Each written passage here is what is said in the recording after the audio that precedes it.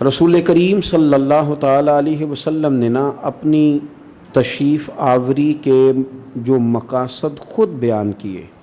اللہ کے حبیب صلی اللہ علیہ وسلم نے اپنے آنے کا جو مقصد خود بتایا، ان مقاصد میں سے ایک مقصد حضور نے یہ بھی بیان کیا کہ اللہ تعالیٰ نے مجھے اخلاق عالیہ کی تکمیل کرنے کے لیے مبعوث فرمایا ہے۔ میں اخلاق کو بلندیوں تک پہنچانے کے لیے دنیا میں آیا۔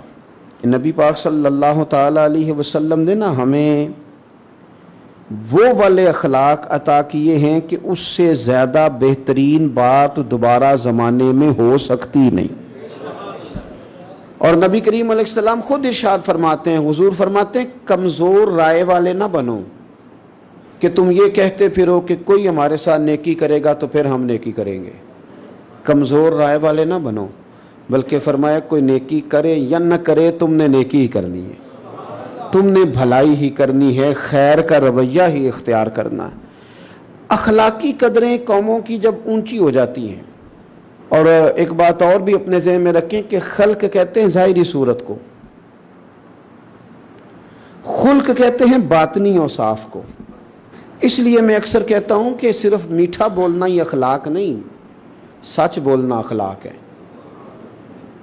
بخل سے بچنا اخلاق ہے، سخاوت کرنا اخلاق ہے، عاجزی اخلاق ہے، کسی کو عزت دینا یہ اخلاق ہے، اپنی طبیعت میں حوصلہ پیدا کرنا، بے صبری سے بچنا، شکر کا مزاج اختیار کرنا یہ اخلاق ہے۔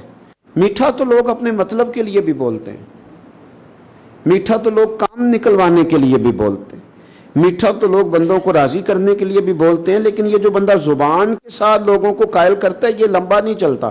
آہستہ آہستہ لوگوں کو پتہ چل جائے تو سب کے ساتھ ہی ایسا ہے، یہ تو بندے کو قابو کرتا ہے لفظوں کے ہیر پھیر میں، تو نرا یہ اخلاق نہیں۔ میں کہا کرتا ہوں کہ کسی کی منہ پہ اس کی تعریف کرنا یہ اخلاق نہیں، یہ تو کئی دفعہ خوشامد بن جاتی ہے۔